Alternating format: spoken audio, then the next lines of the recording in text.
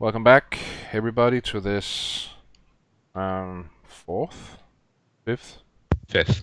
fifth session of Hereticus, a Warhammer 40,000 Dark Heresy first edition campaign. And It's been a while, hasn't it? it has been a while. There's been some real life juggling of schedules, but I think we've managed to reach a point where we're good to go going forward, and hopefully have a regular. Yay! We're back on track. Yep. Well, except for the fact that we're now recording on a Wednesday, and we will be playing going forward on Tuesdays. Yes.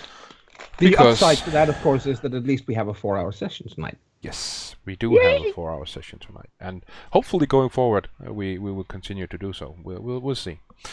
Anyway, why don't we do a brief recap of what happened last time we visited our newly recruited inquisitorial acolytes. You had been sent to what was the name of the moon? Sofano Luna, as I recall, to an inquisitorial facility there that had gone dark. It had sent out a distress signal, and all communications had been cut. You were sent there to acquire an asset, a prisoner at the facility named Alvena Iriax. And when we started last session, I think you'd managed to coax the machine spirit of a cogitator into working with you. No, that's not at all what happened last time. It wasn't? No, last time, forgive me for butting in on you, fair GM, No but worries. last time we actually made our way through the facility and we successfully extracted the target. Yes, that is, I'd say that's the ultra short version of what happened last time. That's true, but we started, I think, with you just having acquired some manifest of the prisoners in the facility, and gained control of the lighting in the facility and so on. That is correct, yes. Didn't we start in a shootout? Not quite. We did start with the thing. That's right. Now You're talking it's been about so the time long, before that. I'm actually talking last time about, we started in a shootout. That's right. It has been quite a while, ladies and It gentlemen. has been quite a while. That's right. Last time we started the game in a shootout. Some of the facility guards were shooting at our acolytes. That's right. And you defeated those guards, and then you went into the central chamber of this facility, where your prisoner was floating in the midst of purple warp energy. This purple warp energy wasn't going to let you have Alvena just without a fight, so it animated a few servitors. But you did manage. And we had another alien moment. Yep, exactly. You did manage, however, to defeat these servitors, or rather, you defeated the purple warp energy, which then made the servitors inactive. It did not like Faith. Nope, it most certainly did not like Faith. And you managed to extract the prisoner and left the moon, heading back toward Scintilla. That's what happened last time. It has been a long time since we played last. So either way, we successfully finished the mission. You did. Well, and yes, we were on the verge of returning to the Tricorn by the time we left off. Yes. Yes. So, and as I recall, you had entered warp and you exited warp, and you were now in system, as I recall at least.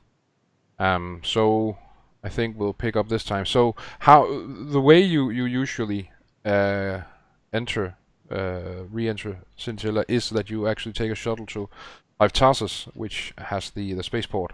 Hive Sibelius doesn't have one.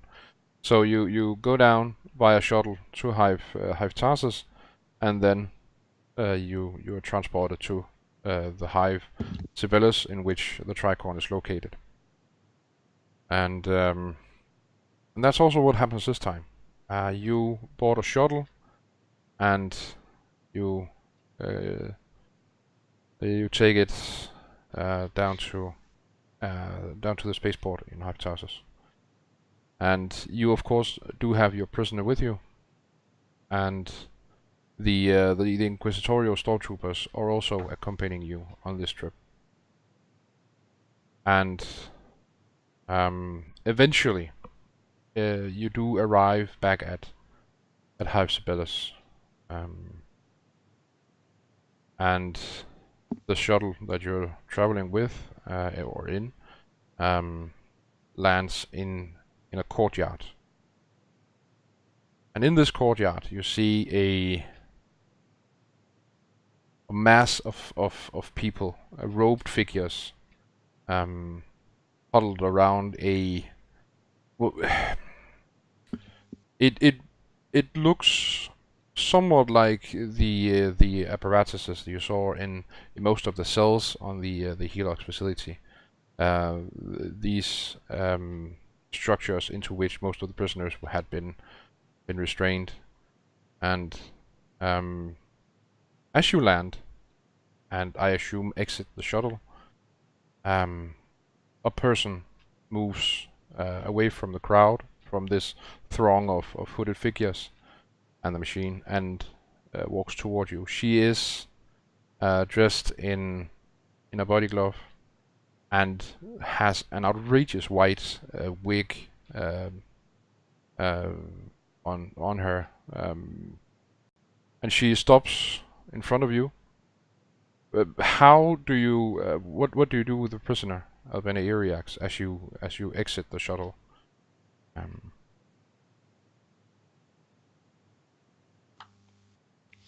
think that's for the prisoner's keeper to decide. I'm bringing her along with a bolter in her back. Cool. Okay. This person stops in front of you. Then she stops in front of Albena Iriax, and as you stand behind her with a bolter in her back, she looks first at Albena with a look of disgust on her face, and then she looks at you, all of you really, and then she focuses her attention on Sister Francesca. She says, "So, this is the prisoner then?" It is indeed. As instructed. As instructed, indeed. The Inquisitor will be most pleased. She makes a motion with her hand, and some of the hooded figures come forward as well, and they take Albena Iriax and guide her toward this apparatus, and they place her in it. Really, she doesn't protest or anything. Albena Iriax has been ever since you landed at Hive Tarsus. She's been quiet. She's been rather subdued and hasn't spoken a word. Well and truly broken. Yes, indeed. And as soon as they've put her into this apparatus, they leave. They grab these massive ropes and just drag it along with them into one of the three towers, the central tower of the Tricorn. Yes. And the woman with the outrageous wig and body glove looks back at you. The Inquisitor is not here to greet you, as you know by now. She made it clear that she briefed us for our first mission, and subsequent missions would be handled by acolytes with more experience than us. She lifts a corner of her mouth in something resembling a smile, and says, "Yes, that is true, and I will be that person." Then I'm honored to meet you. You as well. My name is Trina, and going forward, I will be your go-to person and the one who will be briefing you. That is not to say, of course, that the Inquisitor herself won't visit from time to time and brief you herself, but that is entirely up to her. And I have nothing to report or to brief you on at the moment. You are free to do as you wish. You have your quarters here at the Tricorn, and other than that, Scintilla and Hive Sabellus is you're free to roam the place. I do have one question, if I may. Yes. The Inquisitor graciously offered to facilitate contacts to my order in case I should need to requisition equipment, more specifically weapons, sanctioned by the Holy Orders. And given what we have just gone through, I do have such a request. Would that now be you I need to make this request through? I have not been informed of this, but I do imagine that if the Inquisitor has something to tell in that regard and she is not able to deliver that message herself, she will make sure that I know and that I deliver the message. Thank you. And of course, should you request anything while the Inquisitor isn't here, then you can come talk to me. Certainly. It is fairly simple, actually. I should like to request an exchange of arms and hand in the blade that I have been carrying, which I do not actually use much, and instead request a flamer.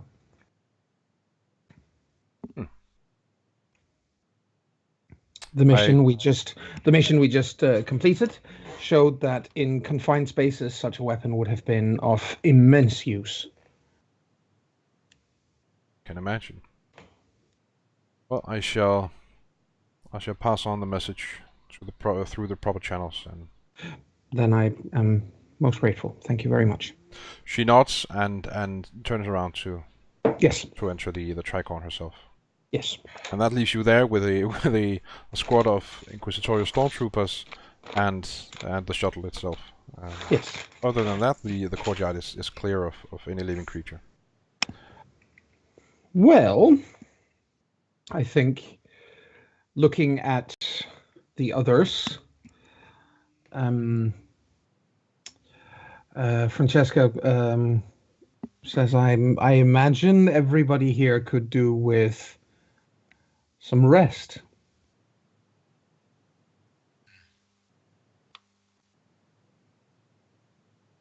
Yes. Yeah, indeed. Yeah. Well, in that case, let us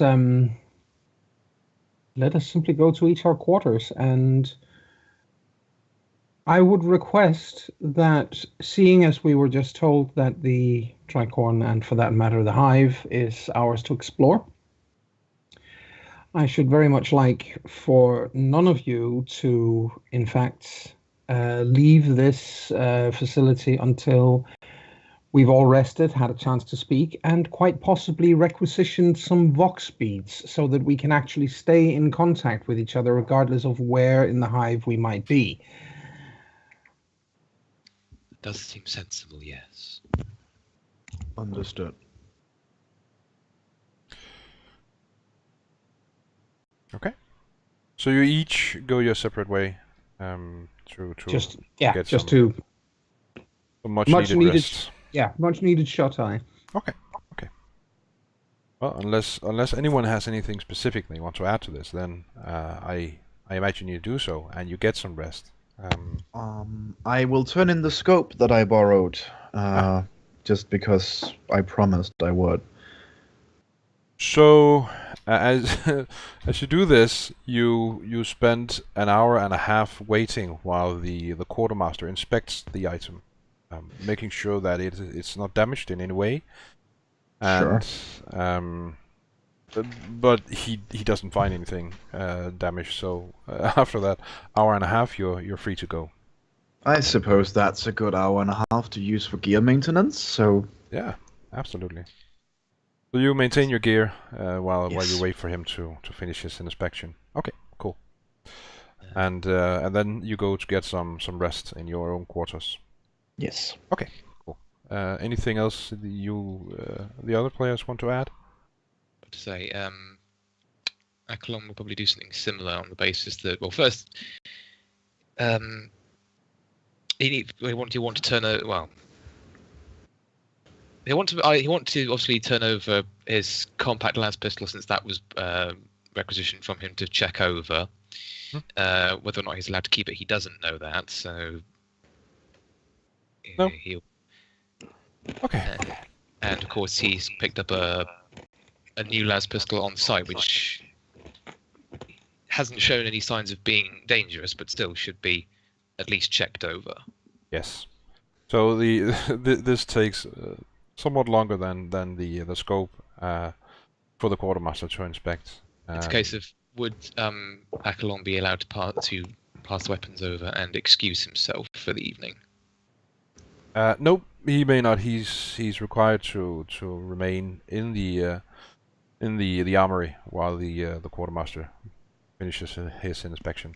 Very well.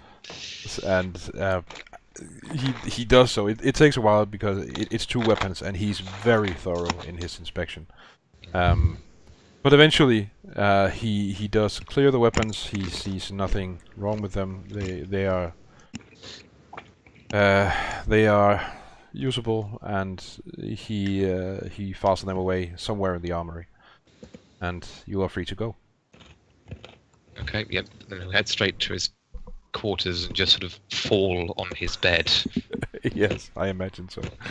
Anything Medea wants to do, or does she just want to rest? That would be me, AJ. Also, since you were not here just a few moments ago, we are free to explore, but Sister Francesca did quite specifically say, please don't until we've gotten dock speeds, so we can in fact find each other again. Yes. You're free! You're free! No, wait, stay here. Fuck. Well, you're as free as acolytes can ever be. You can go explore! Wait! Oh. So is there anything Medea wants to do before you meet up? Where Well, are we? You're mean, at the obviously Tricorn. Obviously, being free as an acolyte means not being free at all. Absolutely. But you are back at the Tricorn, the inquisitorial headquarters of the sector. Okay. And basically, Sister, I don't know if you heard this or not, but Sister Francesca basically said, please get some rest, and then we'll meet up afterward and we'll talk. Then she'll go find her room. Okay, and get some rest. Okay, cool. Yeah. And Sister Francesca? Well, she's got a couple of clips of ammunition that she got along for use, and obviously she has been spending that ammunition first. However, the clips still need to be handed back over. Mm-hmm. So that's what she's doing. She heads to the quartermaster to give him the clip and a half or so that she's got left over of what he gave her. Okay. So I imagine there's some overlap that when she arrives, Tim is already there, and maybe even Akalon and so on. But yeah, she hands in her the clips, and she's free to go. Thank you. For some reason, she isn't required to stay a while. Yes, the perks. Power armor has some perks. Yes, the perks of being forgive me. The perks of being a bolter bitch. Yep. Yes. Okay, so you also get some rest. I take it. Okay. Well, you get some rest. You're rested. You get some shut eye or meditate or pray or whatever else you need to do Combination of all of the above, or yeah. Yeah, exactly. Whatever you need to do to feel at ease, and then what? You meet up. Yes, well, at least I intend to. Sure. And I will basically be waiting in the courtyard for the others to make themselves available. But if I'm the first one up, which I think in all reality, there's a fairly good chance that she's the first or second one out of bed. I think the only one who might actually sleep less than her would be Tim. I think that's a fair assessment. So other than that, then she would be waiting for the others to, well, get up and get moving. Okay.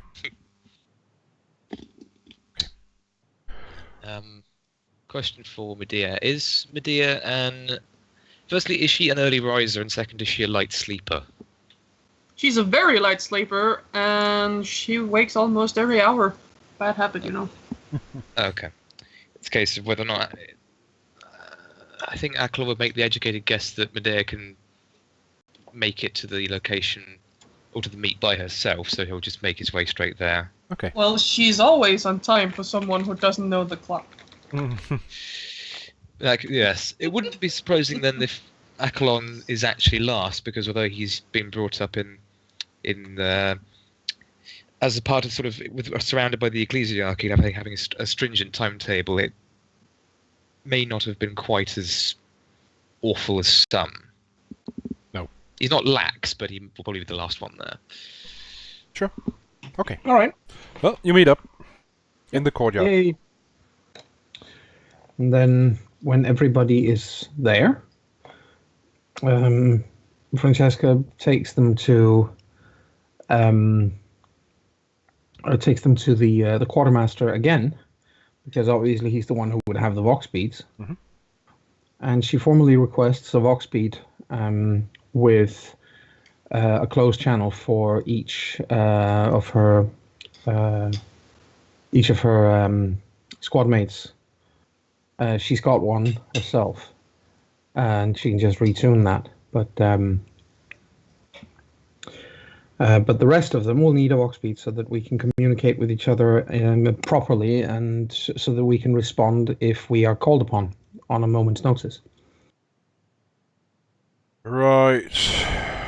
Well, the thing is, the beats I have in store are short range. Short range, I see. I reckon they'll reach about 1 kilometer. Fine. Yeah, that's unfortunately that will not be adequate distance for what we need right now. So in that case, I thank you, and we shall not trouble you further. Hmm. And well, in that case, she just shrugs and says, "I suppose that means we are going to be out of luck when it comes to staying in touch during the day, but well, please make sure to be back here in time for evening prayer. Not that I demand that you attend evening prayer with me, but I should take it as a kindness if you did." I would consider it dishonourable to miss evening prayer in such a fashion.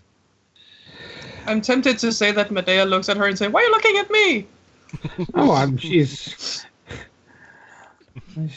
so that should leave plenty of time to explore the hive for the rest of the day. Something tells me if the Inquisitor actually wants to get in touch with us, her chosen representative will in fact not have that much difficulty finding us almost no matter where we are. I think Tim looks a bit unsure, because he's not really used to having a whole hive to explore. Maybe. You- Go on, please. Sorry. Akalon looks to the others and says, "If any of you are thinking of sojourning into the hive, perhaps we may go as a group. Simply so we don't end up overwhelmed by the unfamiliarity of the place." What an excellent idea. That is a splendid idea. Let's do that, in fact. Yeah. Provided, of course, that, she says and smiles, provided, of course, that none of you would actually object to having me along. I don't think you're fed in the under-hive. Maybe not. Perhaps it would be best to avoid the under-hive for now. She just sent him a glare. I'm in no mood to get mugged. Oh, you won't if you're fast enough. I should probably point out here, Francesca Sasson looks at Medea, that should anyone actually try to mug me, that carries an automatic sentence of death. Sure. Then it's even easier walking around down there. Assuming they know that. No, they probably don't, but shoot them in the head and it's over. I think it's a fair and reasonable assumption that by far the vast majority of the God Emperor's subjects, under-hivers or no, are in fact aware of such rules, considering that there is such a thing as the Red Redemption and other more or less unsavory subgroups of the Holy Ecclesiarchy who do in fact minister to the underhive in many places. I am sure that there are in fact locations like the one you are from, Medea, where this is not the case and where people don't know what lies beyond the next corner or up the next level. But I do think that that is the exception. I know the most of the lower parts of the hive, not only the underhive. I just don't know all the top stuff. Well, to cut to the quick of the matter, if they do not know of the law regarding attempted mugging of a sister of battle, I am certain they will learn it very quickly. Indeed, not to mention that if they are in fact unaware and benighted in the lack of light of the Emperor's holy visage, I shall take it as my singular duty to bring that light.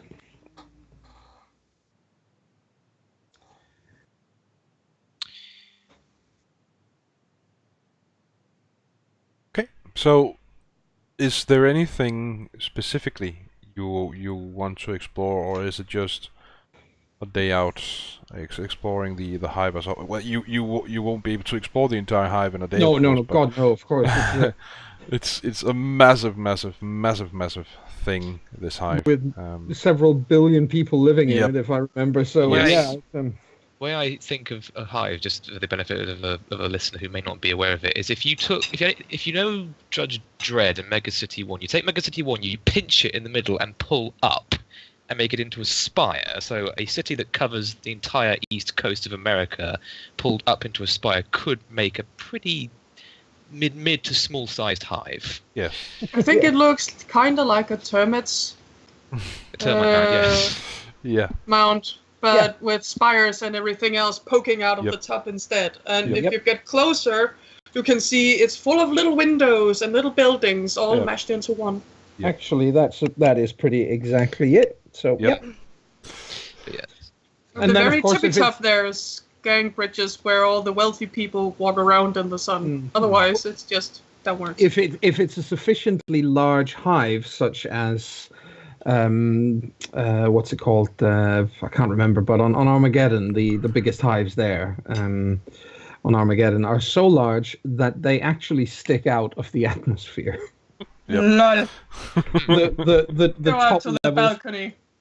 I dare you. The top levels are encased in force fields because they stick out of the atmosphere. That's pretty severe. That's big. Yep. That's huge. Well, to put it in perspective, on Scintilla, the planet, there are 25 billion people living, and the vast majority of these are divided between Hive Sibelius, the Hive City you're in, and Hive Tarsus, with Hive Sibelius being the larger of the two. Yeah. So, and Tarsus being slightly newer and smaller. Yep. Yeah, so exactly. that is a lot of people. Yeah. Well, anyway, that just means that, as you said, no, we can in fact not actually manage to do the guided tour of the whole place in a single day. No. In fact, we could probably not do the guided tour of the whole place in a single lifetime. But we can at least go to. I'm hesitant to actually go to the under-hive. Because, quite frankly, I'm not quite sure how our employer is going to feel about that sort of thing. Because there is such a thing as putting yourself needlessly in harm's way when you are working for the Inquisition. You are, in fact, now an asset to them. And they she looks down herself. She doesn't look like she is anything else than what she was. No. But if you were still an underhiver, would you in fact always be safe? I think that's the very definition of what an underhiver is not. Yes. So, sorry, but no trek to the underhive. Well, just to get a feel for like the mid-hive, where the toiling masses of the middle class do their painstaking labours. Yes, I can certainly see how that might be an interesting sojourn. Let's go there. Okay. So the mid-hive of Hive Sibelius is it consists of hundreds upon hundreds of massive manufactorums, factories, really, spitting out the produce of this that this planet exports. What is the main export? Actually, I've forgotten. What is manufactured goods such as the description says, ship drive components and weaponry. Okay. And in addition, manpower, but that's not really produced in the manufactorums. No, that would be kind of icky. Yes, but that gives me some associations towards certain Nazi birth clinics. well, well, no. No, no, this is in fact not the Lebensborn. So sorry. No. Anyway, but the point being that this is a universe where there is only war, so it makes sense that the Imperial tithe will consist of most things relating to that. Yes. yeah, sure. So, anyways, that's... But yes, it consists of these many manufactorums, and of course also the massive HAB areas, HAB blocks in which the workers sleep and eat and live out their bleak existences when they are not toiling away in the manufactorums. It is an extremely claustrophobic place. It is you are literally walking among millions and millions of workers as you walk through the. This is George Orwell's 1984. Done in the 41st millennium. Yes. It's 1984 on some kind of super steroid. Yes. and the air itself is highly polluted, smog and throughout most of the day, the workers or the people living in the mid-hive carry masks simply to protect them from the.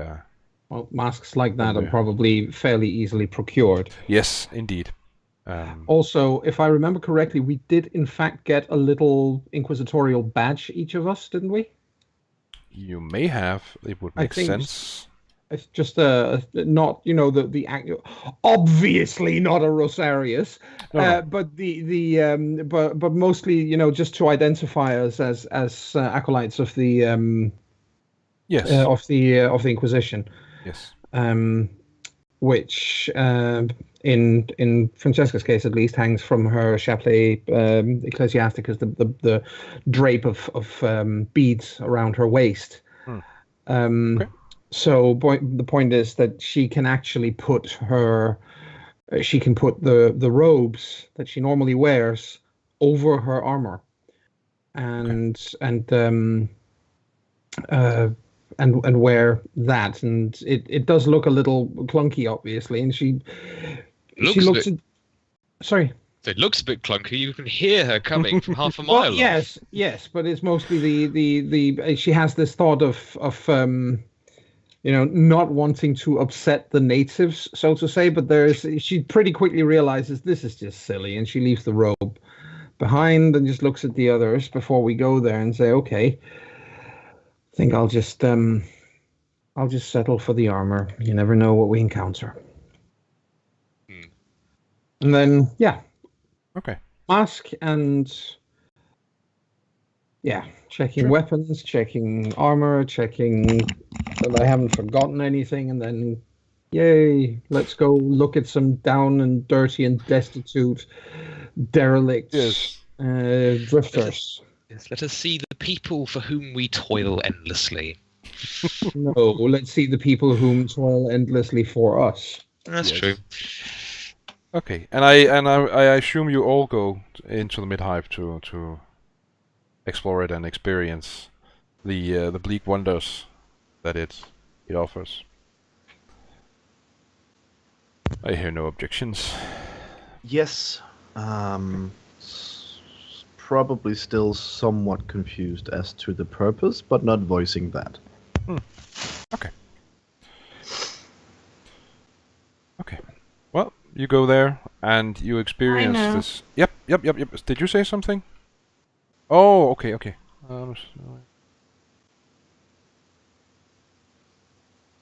I'm reading a whisper from AJ. Sorry, I didn't see it earlier. Cool. What does it say? That defeats the purpose of the whisper. Well, He can't help being very curious. Okay.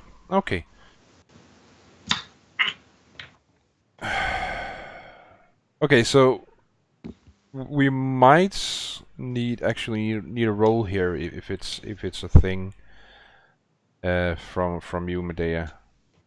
If you're going to do that, could you? I'm going to send you a whisper.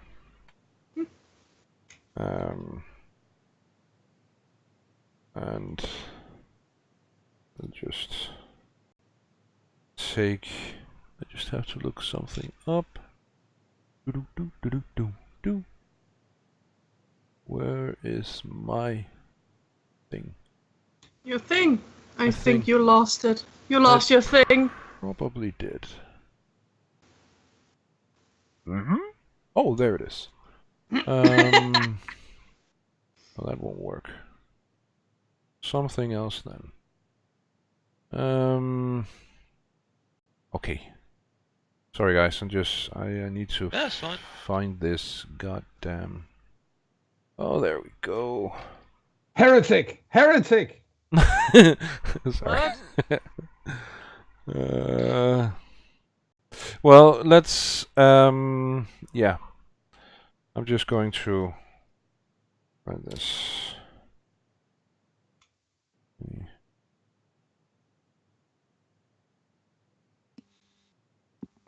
You should now have a whisper. I don't. No, you don't. Obviously. Yeah. Wrong. Fuck. Okay, so here's the thing. As you get down to the Mid-hive and you start exploring the place, and you witness this claustrophobic feeling of a million people gathered in the streets, walking to and it's from their fine. shifts. Especially if you're accustomed to crowds. Well, I imagine that for Medea, it's really not it's not a claustrophobic feeling at all. No, she can move unhindered through crowds. Yeah, and at some point, I'm tempted to say that so can Francesca, but it's for a completely different reason. well, the thing is, I know she can't, but it's mostly the idea that, you know, try getting in the way of someone who quite literally towers over most other people is wearing that particular kind of get-up. Yeah, it's not so much a matter of getting out of the way as it's a matter of just so many people being there. Exactly. You can't really get out of the way. No, I know. But yes, and also you probably notice as you walk through this throng of people that they don't really respond all that much to your presence and your out of placeness. Yeah, they are cowed, and most of them are looking down to the concrete they're walking on. But even when they do look up and see your group, you almost get the sense that they're used to it, in a manner. Well, the Tricorn is in this. Yes. In this hive, so I mean, I would be very surprised if they'd never seen inquisitorial agents down here before. Very much have. Yeah, but it's still, you know, for one of the reasons why Francesca wants to go here specifically is because, all right, we were sent to Sofana Luna, very nice, very picturesque, very off-world, but we are in fact working for an inquisitor of the order Hereticus, and there is a limited amount of moons on which heretics find a whole lot of people to preach their heresy to. Yes. Meaning that the most fertile breeding ground for heresy is in fact in a hive city like this, where there are loads of people around who are in fact downtrodden, like the ones we see right around us now, who might be susceptible to that kind of horse shit. And consequently, she wants to know the place. Okay, that makes all kinds of sense. It's the 41st millennium. It should be Grok's shit, I think. Well, yeah, all right, fair enough. Grok's feces. Yes. Anyway, at some point, one of you, let's say Tim, you notice that Medea tries to slip away in this mass of people. See, that sounds like a really bad idea. I would like to place a hand on her shoulder to stop her and say, "Where are you going?" Nowhere? That's a lie. Maybe. Well, as I understood it, you don't really have to come with us, but there's no reason to sneak off. Fine, then I'm just gonna go. Okay. Please do come back so we don't have to come out and find you. Sure. Okay. He's rugs. And she's off. Yes. Looks Surprisingly, to see if any of the others noticed. Sorry. Oh, Francesca notices when you start talking. But she looks at where Medea left and shakes her head and says, "I do sincerely hope that she comes back. For her sake." Yeah. She doesn't want to be there. I think we pretty much all know that.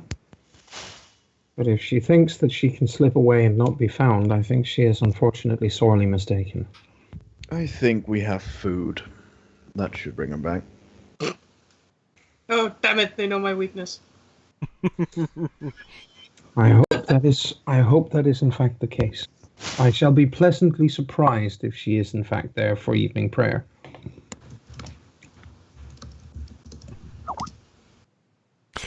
Okay, so the rest of you continue onward.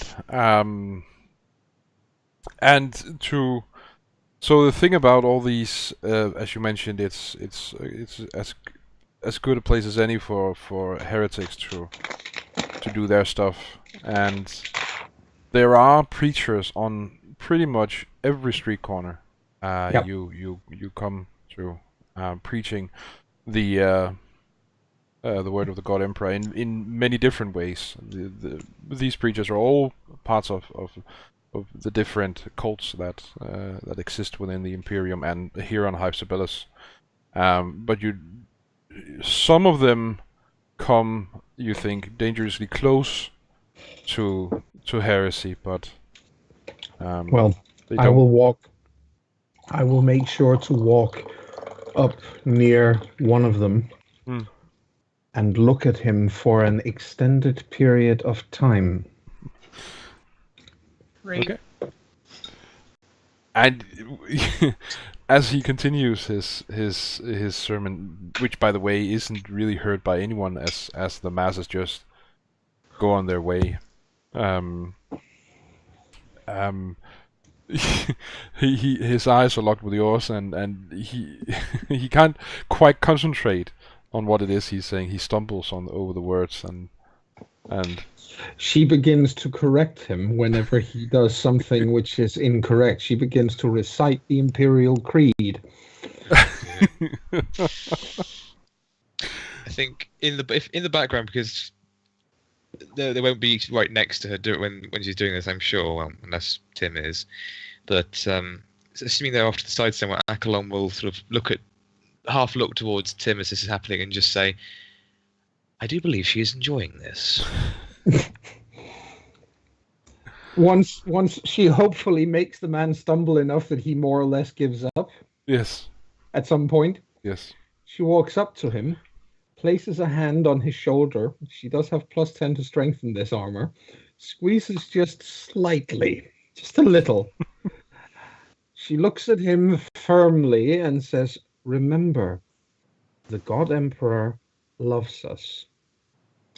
Take heed that you do not waste that." The street preacher is somewhat.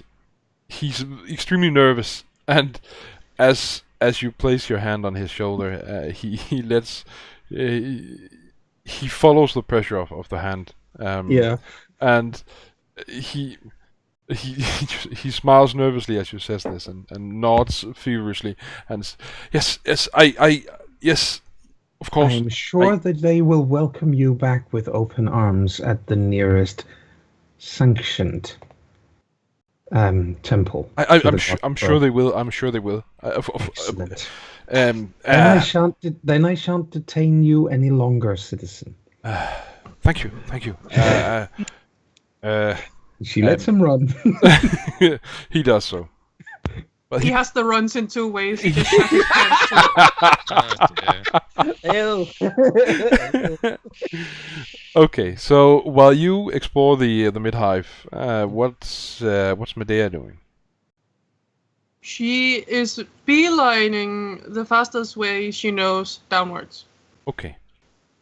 So she finds. To her rugrats. Okay, so she finds one of the many entrances down into the under-hive. And she goes down there, and the under-hive is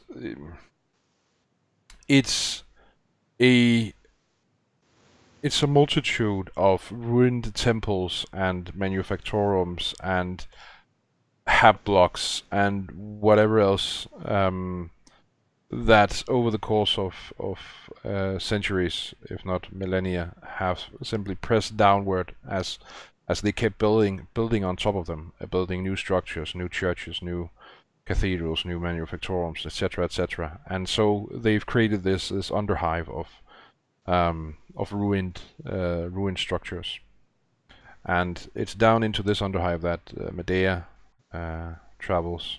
She knows the way. She's of course she's lived here. She's lived down in the under-hive.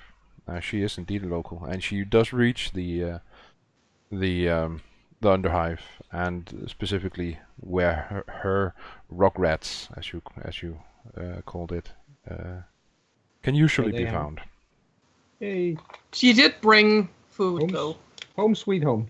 It's like coming home to dogs, you know.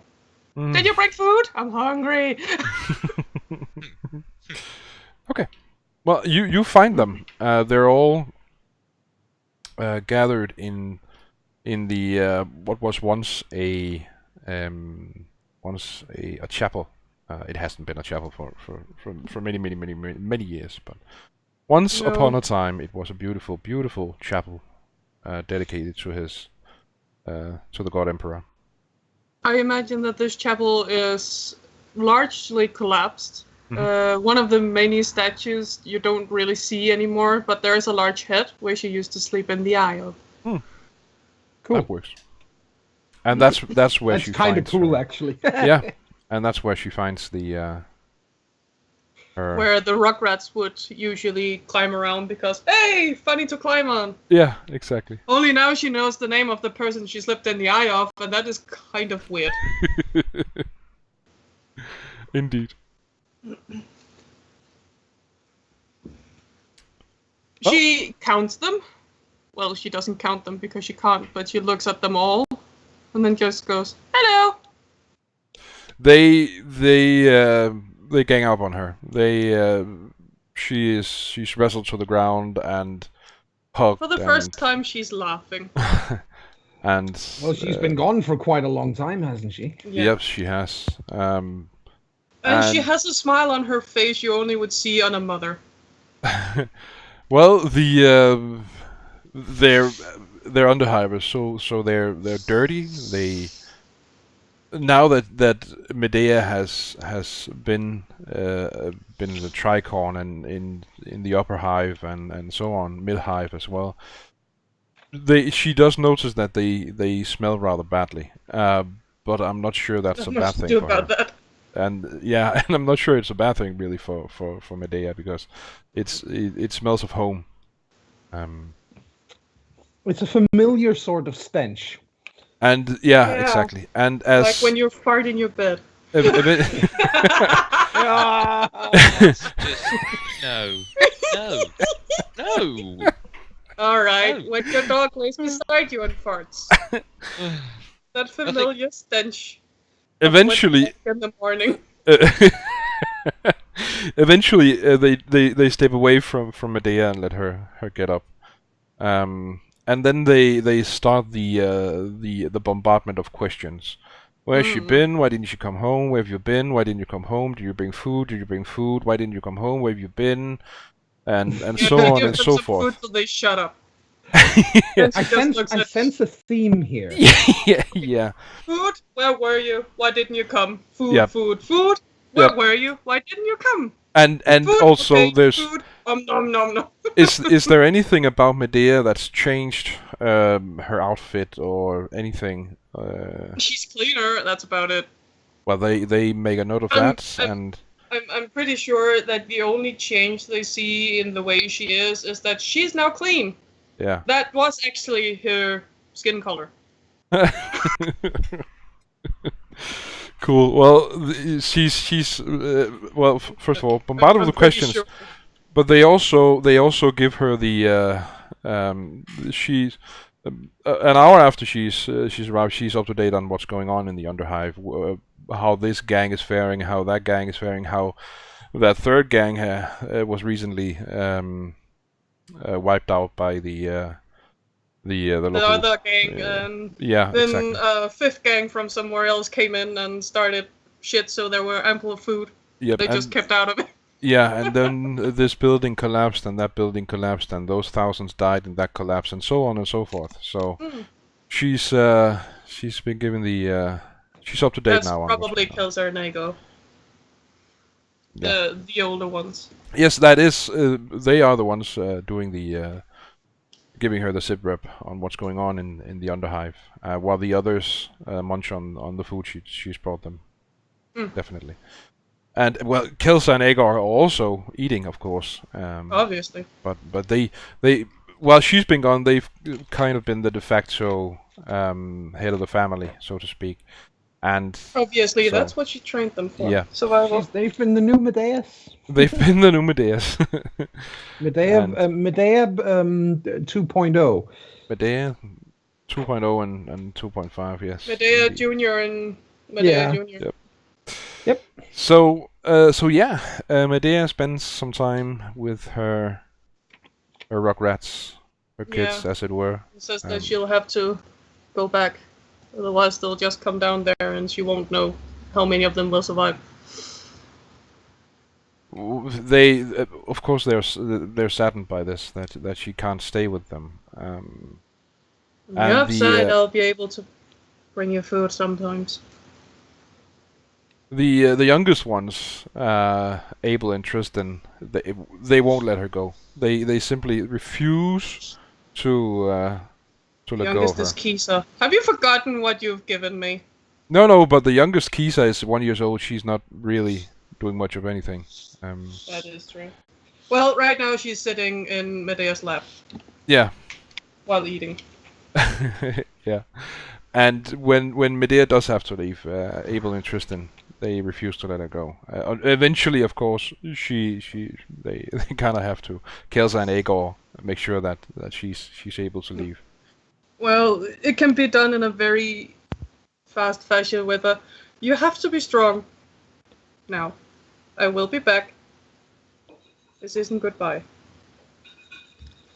She's not really sure that Abel or Tristan really believe her. No. But eventually, That is true, but she doesn't believe it herself, so why should they? That's true. That's a good point. So she leaves some extra. Shut up, Akalon. She leaves them some extra blankets she stole on the way down. Okay. She's gotten better at that, ironically. Okay, so she's stolen some blankets and Yeah, some food so there for a little while. Okay. And then she takes the trek home. Cool. Well, not home, but to her prison. Whatever you call it. Okay, so she goes directly to the Tricorn, then. Well, she goes up and sees if she can find the others. Yeah. Like in, Yeah. that should be easy. Where's the big weird lady? Okay, it's a good point actually. And she does have a fellowship. And Yeah. she can gather information. Yeah, that's a good point actually. She can also navigate surfaces. True. Yeah. Well, Yeah. and Francesca does stick She- out. She does, and yeah, I imagine that it takes a while for her to find them, but eventually she does catch up with the rest of the acolytes. I imagine that she gets really close so they can hear her, but she can't see them yet. It's just like, hey, where's the big weird lady? That way. And then she Yeah. looks over. Oh, there they are. Cool. Yeah. So sure, you're all back together, and meanwhile, while she's been down in the under-hive, you have been you've been checking in the sights and sounds of the Mid-hive, and there isn't really much going on in the way of excitement and woohoo cool experiences. It is this bleak toiling and movement of millions of think- people. I would say that there is actually something that Francesca would have liked to do throughout the day. Okay. She would have liked to locate, if they come across any, or if they don't, then locate the nearest building belonging to them, the Adeptus Arbites. Okay. Sure. I Because- don't have the Book of Judgment in front of me, so I can't really give out a proper name. But you No, can no. find a what are they called, chapter house or whatever they're called. Yes, commandery, I think, or something. Yes. Anyway, yes, I find one of those. That's good because she wants to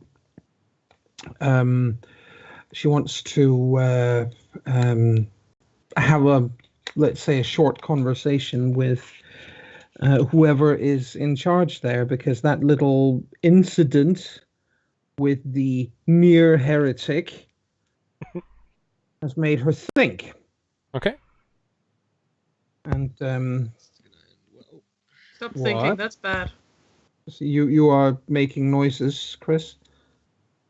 No, I just say very quietly, well, that's good, this is going to end well.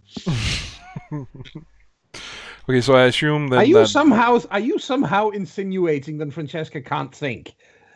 No, I'm not suggesting that. I'm suggesting that Francesca will speak, and the words she speak will not gel well with the local Arbites. But we'll see. I don't know. Then it will be very easy to find them because half the city is on fire.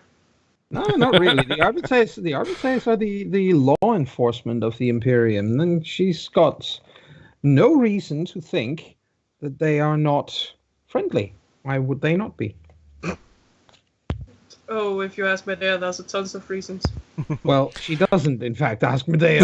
No, she For isn't that there. Exactly, and even if Medea was there, I think Medea would quite probably be the very last person in the universe that Francesca would ask about and ask for an opinion on the Adeptus Arbites. well, Why? to be fair, She's never been in the clinch with the law. no. Well, Only once. The thing is though that I'm not really sure that Medea has actually seen an arbitrator before, because they are two different things. There's the local law enforcement, Yeah. and then there's the Adeptus Arbites, and the Yes. Adeptus Arbites doesn't really handle every little No, micro it's not local management crime. of law enforcement. Those would most likely have been the local. I forget what they're named, but the local PDFs. Yes. Okay. It's the Arbites are basically the federal bureau Yes. of investigation, the FBI of the 41st millennium. They can travel literally all over the Imperium and have law enforcement powers everywhere. Yes. But she would still like to find one of these and head inside and make a formal but polite request to see someone who is the current commanding officer of the Arbites in this particular station, whoever is on duty at the moment. Okay, so this precinct is a it's a what's it called? It's a fortress, really. It's Yes. a massive structure with all kinds of armaments pointing in the direction of the masses, in case there's a riot. Yes. Just in case. Just in case, because that thing, I mean, it's not as if that ever happens No, in the no. Mid-hive, is it? Nope. No, it's No. completely unknown. Yes, never been heard of. I think on the way in, she sticks her finger in a bullet hole in the wall, Yeah. just absent-mindedly. Yeah. And what about Akalon and Tim? Are they going with her?